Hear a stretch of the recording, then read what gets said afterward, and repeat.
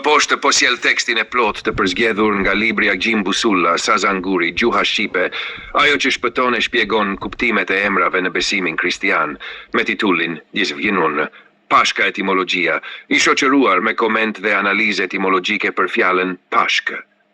Teksti origjinal. Sot janë dy pashkë, ajo hebraike dhe ajo e krishterë. Pashka festohet nga populli hebre për të përkujtuar eksodin e këtij populli nga skllavëria në Egjipt drejt lirisë në Izrael, të udhëhequr nga Mojsiu. Emri i sotëm Pashkë në rastin e festës hebreje është emër i gabuar. Kjo festë për hebrejt vazhdon për 8 ditë. Emri i vërtetë është Pesak dhe vjen nga hebraishtja e lashtë që thoshte kam kaluar dhe i referohet pikërisht këtij eksodi të famshëm. Në këtë rast është kuptimi i saktë, sepse ata kaluan detin drejt Izraelit, kaluan nga skllavëria në liri, jo mëtej në një jetë tjetër nga vdekja, siç është qëllimi që duan të japin studiuesit biblist ta ngatërrojnë atë me pashkët e krishter. Pra, pes hebraishtja ka një kuptim tërësisht ndryshe nga pashkët e krishter. Pashkët e krishtera është festa kryesore solemne e krishtërimit. Ajo përfaqëson rilindjen e Krishtit 3 ditë pas vdekjes së tij në kryq. Ky emër, i cili sipas shpjegimit të enciklopedive të ndryshme italiane thotë se rrjedh nga emri grek Pashka, dhe greket e kanë huazuar nga aramaiko Pasa, që do thotë të kalosh, dhe nga hebraishtja e lashtë, që do thotë e njëjta gjë.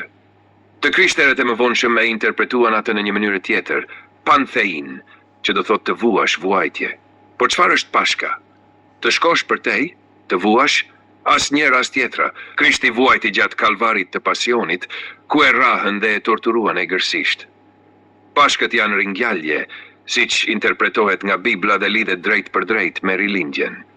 Përsëri sipas Biblës, kur Maria Magdalena shkonte varri si shpel, ku ishte vendosur trupi i Krishtit pasi ishte zbriti nga kryqi, ajo e gjeti atë hapur dhe pa trupin e Jezusit brenda. E habitur dhe e shketësuar, Maria Magdalena vraponte Maria. Nëna Jezus dhe dishepujt që ishin në shtëpinë e Marisë, duke u thënë atyre se Jezusi nuk ishte në dhomën ku e kishin vendosur, por ishte vetëm mbulesa e bardhë.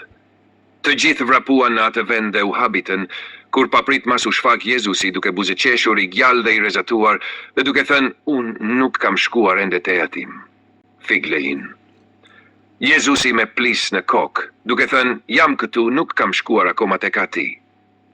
Pra, ai nuk kishte shkuar akoma më tej, siç e interpretojnë me ndihmën e greqishtes apo aramaishte, latinishtes, hebraishtes e tjerë, por ai ishte akoma aty. Pra, e kundërta interpretimit të enciklopedive europiane, duan domos do të japin një shpjegim etimologjik, i cili nuk jepet në këto gjuhë, sipas rregullit të disiplinës etimologjike.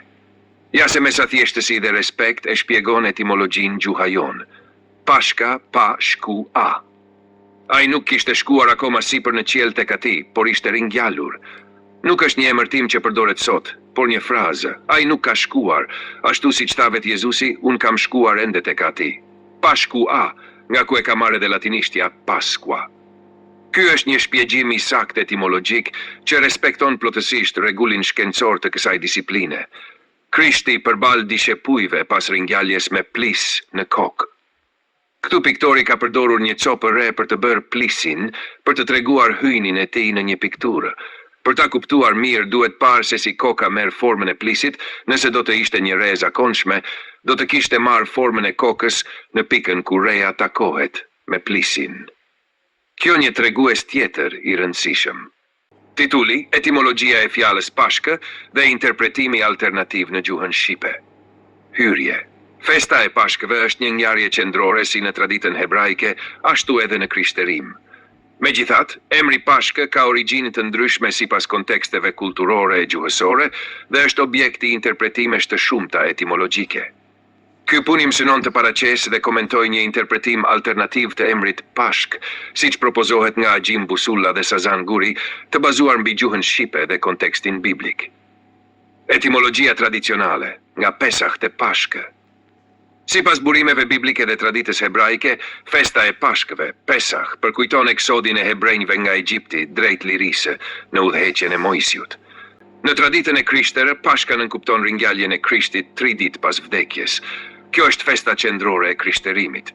Megjithatë, disa studiues vërejnë se fjalët që përshkruajnë pashkën në gjuhët e huaja, si panthejnë në greqisht, që do të thotë të vuash, nuk përputhen me kuptimin thelbësor të ngjarjes së ringjalljes.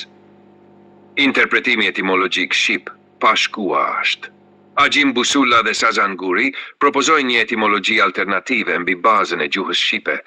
Ata e ndajnë fjalën pashkë në pjesë, pa, mohim, shku, folja me shku, është pra, pashkë. Do të thotë, nuk ka shkuar ende, që i referohet deklaratës së Krishtit pas ringjalljes, unë nuk kam shkuar ende te ati im. Ky interpretim, sipas autorëve, është më i përshtatshëm për realitetin e festës së krishtere, pasi thekson gjallësinë dhe praninë fizike të Jezusit pas ringjalljes.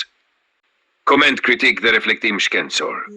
Ky interpretim etimologjik shqip mbi fjalën pashk synon të theksojë rolin e gjuhës shqipe si gjuhë e vjetër dhe e pavarur në interpretimin e ngjarjeve fetare dhe mitologjike.